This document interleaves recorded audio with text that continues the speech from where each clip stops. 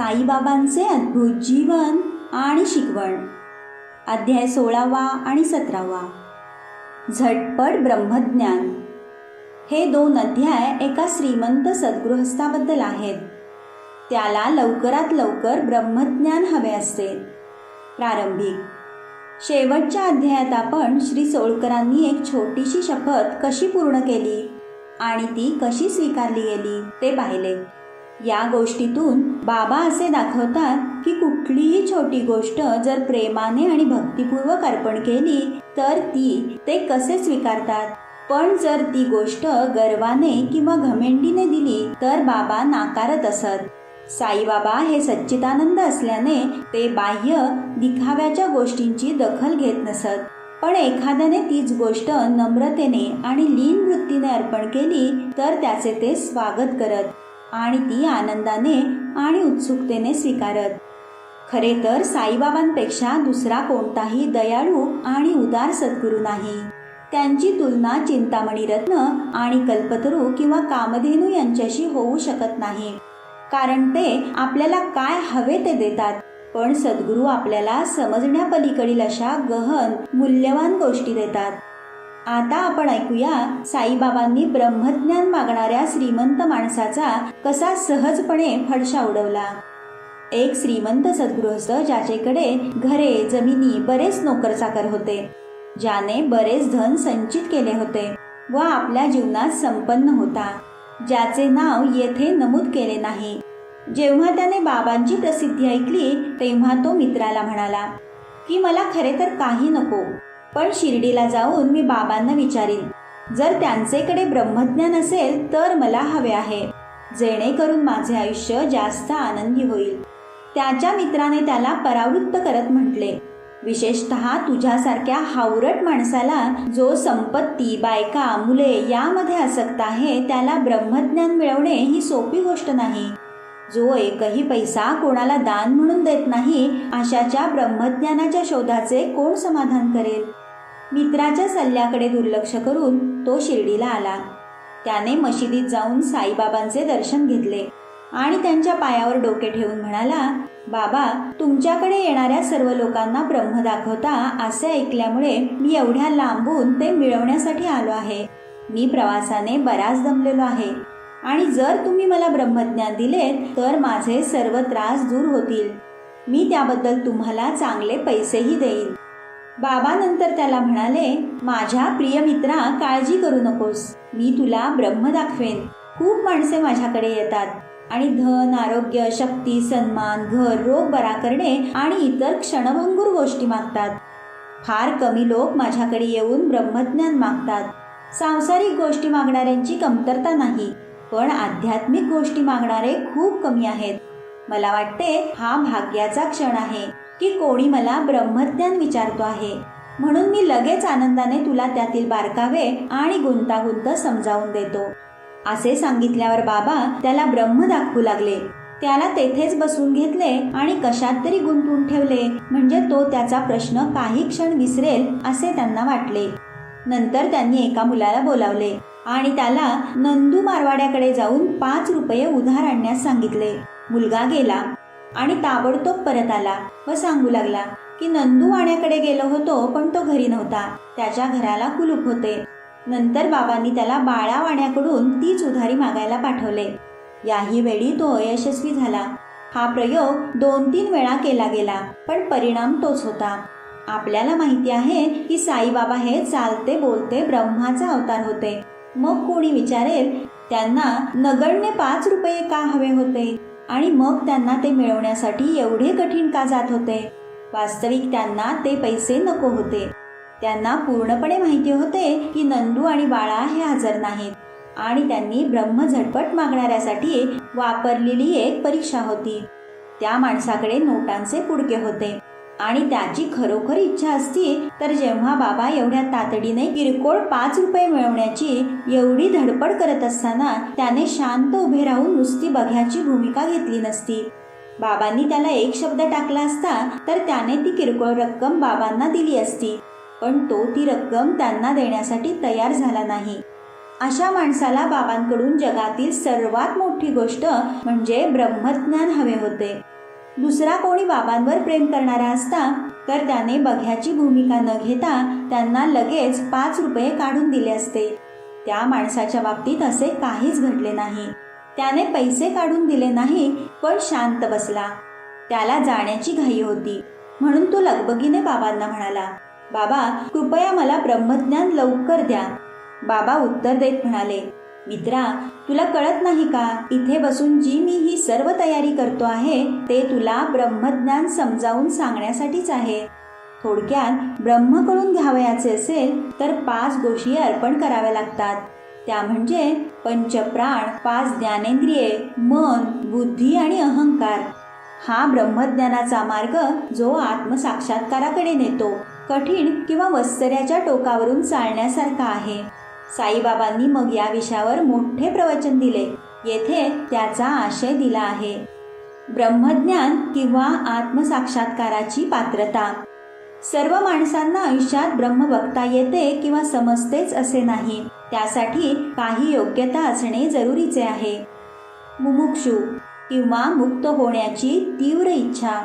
जो असा विचार करतो की तो बंधनात आहे आणि त्याला बंधनातून मुक्त व्हावयाचे आहे, ते काम तो आत्मीयतेने आणि खंबीरपणे शेवटपर्यंत नेतो व कशाचीच पर्वा करीत नाही. तो आध्यात्मिक आयुष्यासाठी खरा योग्य आहे. विरक्ती किंवा ज्याला या संसारासाठी आत्मीयतेच्या भावना नाहीत, आणि दुसरे म्हणजे ज्याला सर्व भावनिक गोष्टींचा, वेतनाचा, मानसन्मानाचा वीट आला नाही, त्याला या आध्यात्मिक आवरणात शिरण्याचा अधिकार नाही. अंतर्मुख. आपल्या जाणीवा देवांनी तयार केल्या आहेत, जेणेकरून आपल्या बाह्य हालचाली होतील. माणूस नेहमी बाह्य गोष्टींना महत्त्व देतो, तो अंतर्मुख होत नाही. ज्याला आत्मसाक्षात्कार हवा आहे आणि चिरंतर आयुष्य हवे आहे, त्याने अंतरंगात झाकून पाहिले पाहिजे, म्हणजे आत्मपरीक्षण केले पाहिजे. जोपर्यंत वाईट गोष्टींपासून परावृत्त होत नाही किंवा वाईट कृत्ये करणे थांबवत नाही आणि तो स्वतः शांत होत नाही ना त्याचे मन शांत होत नाही, तोपर्यंत त्याला ज्ञान असून सुद्धा आत्मसाक्षात्कार होणार नाही. भावविरेचन म्हणजे आधार आणि भावना यांचे निर्मूलन करणे. जोपर्यंत मनुष्य दुष्ट प्रवृत्तींपासून परावृत्त होत नाही आणि वाईट कृती करणे थांबवत नाही, स्वतःमध्ये स्थिरचित्त होत नाही, जोपर्यंत त्याचे मन शांत होत नाही, तोपर्यंत ज्ञान असून सुद्धा त्याला आत्मसाक्षात्कार होणार नाही. योग्य वागणूक. जोपर्यंत तो खरे आयुष्य जगत नाही, तो साधना आणि अंतर्दृष्टी ठेवत नाही, तो ब्रह्मचर्य पाळत नाही, तोपर्यंत त्याला देवाची परिपूर्ती होणार नाही. श्रेयस व प्रेयस. जशा चांगल्या आणि आनंददायी अशा 2 प्रकारच्या गोष्टी असतात. आधीची आध्यात्मिक बाबींशी जोडलेली आहे, तर नंतरची सांसारिक गोष्टींशी. माणसाला दोन्ही स्वीकारता येतात. त्याला विचार करून त्यामध्ये निवड करायची असते. हुशार माणूस चांगली पत्करतो, पण हुशार नसलेला लोभापायी आणि आसक्तीपायी आनंददायी स्वीकारतो. मनाचा आणि ज्ञानेंद्रियांवरचा ताबा. शरीर हा रथ आहे आणि आत्मा हा मालक आहे. बुद्धी हा सारथी आणि मन हा लगाम आहे. ज्ञानेंद्रिय हे घोडे आणि गोष्टींची समज येणे हा मार्ग आहे. ज्याला गोष्टींची समज नाही आणि ज्याचे मन बेफाम आहे. असमंजसपणा या गोष्टी आटोक्यात न येणाऱ्या बेवारशी घोड्यासारख्या आहेत. सारथी त्याच्या ध्येयापर्यंत पोहोचत नाही, म्हणजे त्याला आत्मसाक्षात्कार होत नाही. आणि ज्याचे मन काबूत आहे आणि जाणीवा ताब्यात आहेत, तो चांगल्या सारथ्याच्या आज्ञाधारक घोड्याप्रमाणे त्याच्या अंतिम मुक्कामाला पोहोचतो, म्हणजे आत्मसाक्षात्कार मिळवतो आणि पुढे पुन्हा जन्म मिळत नाही. ज्या माणसाला सारथ्याचे समजते आणि मनाचा लगाम लावता येतो, तो प्रवासाच्या शेवटपर्यंत जातो, जे सर्वव्यापी विष्णूचे सर्वोच्च स्थान आहे. मनाचे शुद्धीकरण. जोपर्यंत मनुष्य समाधानकारकपणे मुक्त होत नाही आणि निरपेक्षतेने आपल्या आयुष्याची कर्तव्ये पुरी करत नाही, त्याचे मन शुद्ध होत नाही. आणि जोपर्यंत ते शुद्ध नाही, त्याला आत्मसाक्षात्कार होणार नाही. फक्त शुद्ध मन म्हणजेच विवेकबुद्धी आत्मसाक्षात्कारापर्यंत पोहोचवते. जोपर्यंत अहंकार निघत नाही, लोभ दूर होत नाही आणि मनोकामना कमी होत नाही, तोपर्यंत आत्मसाक्षात्कार शक्य नाही. मी एक शरीर आहे हा मोठा भ्रम आणि संलग्नता आहे. याचे कारण आहे बंधन. जर आत्मसाक्षात्काराच्या ध्येयापर्यंत जायचे असेल तर ही आत्मीयता सोडून द्यावी. गुरूंची आवश्यकता. स्वतःचे ज्ञान हे सूक्ष्म आणि गूढ आहे. कोणालाही स्वतःच्या प्रयत्नांनी ते साध्य होत नाही, म्हणून कोणाच्या तरी साहाय्याची गरज असते. असा जो की त्याने स्वतः आत्मसाक्षात्कार मिळवला आहे, जे इतर कोणी खूप कष्ट घेऊन सुद्धा देऊ शकत नाही, तो असा एक शिक्षक देतो. कारण त्याने तो मार्ग आधी अवलंबला आहे आणि त्याला सहजरित्या आपल्या शिष्याला आध्यात्मिक प्रगतीच्या शिडीच्या पायऱ्यांवर नेऊ शकतो. आणि शेवटी देवाची कृपा ही खूप महत्त्वाची आहे. जेव्हा देव एखाद्यावर खुश असेल तर तो त्याला विवेक आणि वैराग्य देतो आणि संसाररूपी समुद्रातून सुखरूपरित्या पार करून नेतो. ना बुद्धिमत्ता ना ज्ञान हे स्वतः वेदाचा अभ्यास करून मिळवू शकत नाही, पण स्वतःनी जर तो निवडला तर ते त्याला मिळू शकते. त्याला सत्याचे स्वरूप ज्ञात करून देतो. अशा कथा उपनिषदात आहेत. प्रवचन झाल्यावर बाबा त्या गृहस्थाकडे वळले आणि म्हणाले, तुझ्या खिशात 250 रुपयाच्या स्वरूपात ब्रह्म आहे, ते कृपा करून काढ. त्या सद्गृहस्थाने खिशातून नोटांचे बंडल काढले आणि मोठे आश्चर्य, पैसे मोजल्यावर 10 रुपयांच्या 25 नोटा होत्या. बाबांचा सर्वज्ञानीपणा पाहून तो सद्गदित झाला आणि बाबांच्या चरणांवर डोके ठेवले आणि त्यांच्याकडून आशीर्वादासाठी याचना केली. बाबा त्याला म्हणाले, ते ब्रह्म म्हणजे नोटा गुंडाळून ठेव. जोपर्यंत तू या लोभातून पूर्णपणे मुक्त होत नाहीस तोपर्यंत तुला ब्रह्म मिळणार नाही. तू धन, संतती, भरभराट यात गुरफटला आहेस. या बंधनातून मुक्त हो, मग तुला ब्रह्म कळेल. आपुलकी किंवा पैशाचे प्रेम हा भ्रम आहे. हा दुःखाचा खोल भोवरा आहे. घमेंड आणि मत्सर या जणू त्यातील मगरी आहेत. जो निरीच्छा आहे तोच हा भोवरा पार करू शकेल. हाव आणि ब्रह्म ही अलग टोके आहेत. ती नेहमी एकमेकांच्या विरुद्ध असतात. जेथे लोभ आहे तेथे विचारांना जागा नाही किंवा ब्रह्माचे चिंतन होऊ शकत नाही. लोभी मनुष्य कसा निरीच्छ होईल आणि मोक्ष मिळवेल? लोभी माणसाला ना शांतता ना समाधान ना स्थिरता असते. जर थोडी जरी हाव मनात असेल तर सर्व साधनांचा म्हणजे आध्यात्मिक प्रयत्नांचा काहीही उपयोग नाही. शिकलेला माणूस जर इच्छांपासून किंवा आपल्या कृतींच्या फळाच्या किंवा बक्षिसापासून मुक्त नसेल तर ते अनाठायी आहे आणि अशाला आत्मसाक्षात्कार होणे कठीण. जो फक्त ज्ञान होणाऱ्या वस्तूंचा विचार करतो त्या अहंकारी माणसाला गुरुची शिकवण काहीही उपयोगाची नाही. मनाची शुद्धी अतिशय आवश्यक आहे. त्याच्याशिवाय आपल्या आध्यात्मिक प्रयत्नांचा काहीच उपयोग नाही. काही कामाचे नाही, फक्त ते दिखाऊ आहेत. म्हणून जे त्याला पचेल सोसेल असे घ्यावे.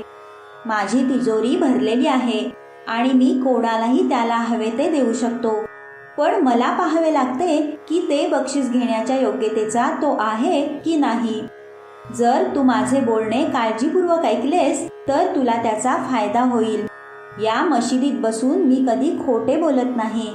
जेव्हा मी पाहुण्यांना घरी बोलावतो तेव्हा घरातील मंडळी आणि इतर जण आणि नातेवाईक जे हजर आहेत त्यांची पाहुण्यांबरोबर करमणूक करतो.